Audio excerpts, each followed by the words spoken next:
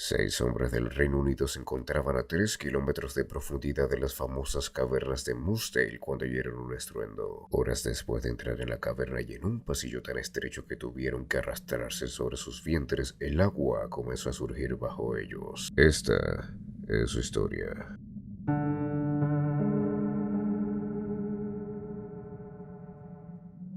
Exploradas por primera vez en 1941 por el experto espeleólogo Bob Leakey, las cavernas de Moosdale se encuentran en el Parque Nacional de Yorkshire Dale, en Inglaterra. Este sistema de cuevas de piedra caliza contiene más de 10 kilómetros de túneles, pasadizos subterráneos y el viaje de ida y vuelta por todo el sistema dura entre 8 a 10 horas. La cueva tiene una reputación temible en la comunidad de espeleólogos porque tiene un montón de pasajes que solo son lo suficientemente grandes como para arrastrarse y otros en los que estás hasta el cuello metido en el agua. Tiene una clasificación oficial del Reino Unido de 5 en la escala de dificultad de las cuevas, que es la más alta que cualquier cueva pueda recibir. También tiene un río que corre a través del llamado Moosdale Beck. Este fluye en la boca de la cueva y luego simplemente desaparece.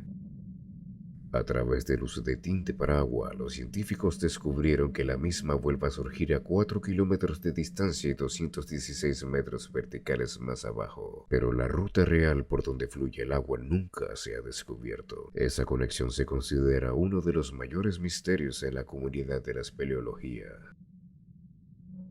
El 24 de junio de 1967, un grupo de 10 personas entró en las cavernas de Moosdale con la esperanza de completar las excavaciones para encontrar la legendaria conexión entre la apertura de la cueva y el lugar donde surgía en Black Elm. Aunque la cueva había sido cartografiada ampliamente en ese momento, había una serie de zonas que parecían tener más probabilidades de albergar la escurridiza extensión que los espeleólogos habían estado buscando. En concreto, su objetivo era llegar a una zona conocida como Stream End para volar algunas de las rocas que bloqueaban zonas potencialmente inexploradas de la cueva. Hacia las 2 de la tarde, el grupo entró en la cueva y se dividió en dos. El primer grupo estaba formado por 6 espeleólogos muy experimentados: Dave, Jeff, Bill, John, Ogden, Michael y Colin, los cuales llevaban equipo para su largo viaje hasta el Stream End. El segundo grupo estaba formado por 4 espeleólogos menos experimentados: James, Maurak, Oleg y John Shepard, que solo estaban haciendo un viaje de reconocimiento hasta la zona llamada Cámara Áspera. Había llovido un poco en la zona los días anteriores, pero la cantidad de agua que entraba en la cueva estaba muy por debajo de lo normal, lo que era perfecto para su viaje. El pronóstico para el día era mayormente soleado con una posibilidad de lluvias tormentosas por la tarde, pero nada que fuera preocupante para el grupo. Alrededor de las 5 p.m., después de explorar la cámara áspera, el grupo menos experimentado regresó a la superficie con un cielo nublado y una ligera lluvia. Nada de lo cual preocuparse, salieron de la cueva y volvieron donde estaban hospedando para comer algo y cambiarse. Alrededor de las 7:30 p.m., Maurak volvió al borde de la cueva y comprobó que a pesar de la lluvia, el nivel del agua seguía siendo el mismo. Así que despreocupada, volvió al lugar donde acampaban para pasar la noche. Bajo la superficie, los hombres habían pasado por la cámara áspera y por los pasajes ásperos. Después llegaron a la unión destrozarrodillas y luego pasaron a una zona conocida como Near Marathon. Esta área marca el comienzo de un estrecho pasaje conocido como Fear Marathon, que tiene 274 metros de largo y solo 25 por 60 centímetros de ancho. Arrastrándose por el pasaje, las cavernas de Moosdale tienen agua que fluyen a través de ellas a varias velocidades en varias secciones diferentes. Este pasadizo tiene agua que fluye a través de la parte inferior de la misma, así que además de arrastrarse por sus estómagos, estarían literalmente arrastrándose a través del agua todo el tiempo. Después de Fear Marathon, finalmente estarían llegando a su destino, Stream End. Alrededor de la mitad de la sección, los hombres habían oído un débil sonido en la distancia. Probablemente, sin pensar mucho en ello, tenían que seguir arrastrándose incluso si hubiesen querido regresar. El estrecho camino los obligaba a seguir un sentido determinado. Pero entonces pudieron notar que el agua bajo sus estómagos se movía más rápido ahora, y que el ligero ruido en la distancia se había transformado en un rugido. Las cavernas de Moose son temibles en la comunidad espeleológica por su tendencia a hundirse. De vuelta a la superficie, la ligera lluvia se había convertido en un aguacero torrencial y en el transcurso de unas pocas horas habían caído varios centímetros de lluvia. El segundo equipo volvió a la cueva a las 9 p.m. para encontrar que donde la entrada había estado solo unas horas antes, ahora había un lago arremolinado. Toda la entrada ahora estaba sumergida en el agua. Corrieron tan rápido como pudieron hasta una granja cercana a 3 kilómetros de distancia y llamaron a la policía a las 11 p.m. El rescate de la cueva había comenzado.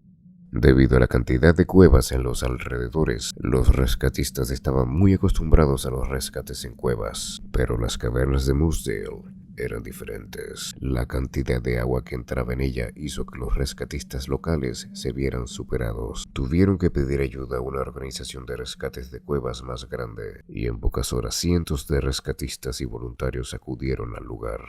Para detener el flujo de agua, los rescatistas tuvieron que cavar primero una zanja de desviación de 2 metros de ancho, 3 metros de profundidad y 100 metros de largo, y luego una presa de 3 metros de altura, 4.5 metros de espesor y 64 metros de largo. A la mañana siguiente, entre el desvío de la presa, la zanja y las 19 bombas neumáticas, los niveles de agua comenzaron a bajar. Aunque la presa se tambaleaba y necesitaba constantes reparaciones, un equipo de búsqueda descendió a la cueva sin saber qué esperar. Se arrastraron por pozos y encontraron restos de la inundación por todas partes. Finalmente llegaron a la cámara áspera y pudieron descubrir una terrible escena. Dentro de la cueva horas antes, en el Far Marathon, los hombres se arrastraron tan rápido como pudieron. El agua fluía cada vez más fuerte hasta que finalmente les costó mantener la cabeza fuera del agua. Intentaron frenéticamente llegar al final de Far Marathon con la esperanza de encontrar una vía de paso que les ofreciera refugio de las aguas revueltas.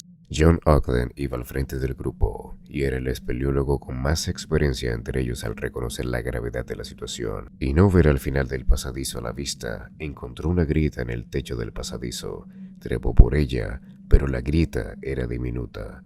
No había espacio para nadie más. Mientras John intentaba trepar más y más en la grieta, probablemente había sabido que a pocos metros por debajo de él, sus 5 compañeros, sus amigos, se estaban ahogando. Al final, la grieta en la que se encontraba también se había llenado de agua y se habría encontrado sufriendo el mismo destino que los hombres que estaban debajo de él, ya que cuando los rescatadores miraron más profundamente en la cueva, vieron que los pasillos del Near Marathon estaban todavía completamente sumergidos en el agua. Esto era ya la tarde del 25 de junio, 24 horas desde que los 6 habían entrado a la cueva y 12 horas desde que inició el rescate. Por desgracia, nunca sabremos con exactitud cuándo murieron los 6, porque no queda nadie vivo del grupo para narrar los hechos. Sin embargo, es probable que cuando los rescatistas encontraron la cueva, los hombres llevaban horas muertos. A las 5 p.m., los rescatistas encontraron 5 de los 6 hombres todos muertos. Los rescatistas agotados decidieron que era poco probable que alguien hubiese sobrevivido y pospusieron la búsqueda restante hasta el día siguiente, el lunes 26 de junio. Más lluvia retrasó los esfuerzos de rescate una vez más, y finalmente el martes 27 de junio, el cuerpo de John Ogden fue descubierto en una grieta en el Far Marathon. A pesar de encontrar los cuerpos funcionarios, consideraron que el rescate era demasiado peligroso para arriesgarse. Los cuerpos fueron sellados dentro de la cueva. 3 años después, en 1970, amigos y familiares consideraron trasladar los cuerpos a una nueva zona de la cueva a salvo de las inundaciones. Ahora se conoce como el santuario. ¿Qué hubieras hecho tú siendo el equipo dentro de la cueva o fuera de ella? Solo la idea de estar en la situación me causa desesperación. Todas las semanas te traigo historias como estas. Recuerda suscribirte y si conoces alguna que quieras que te cuente, déjanos un comentario. Hasta la próxima historia.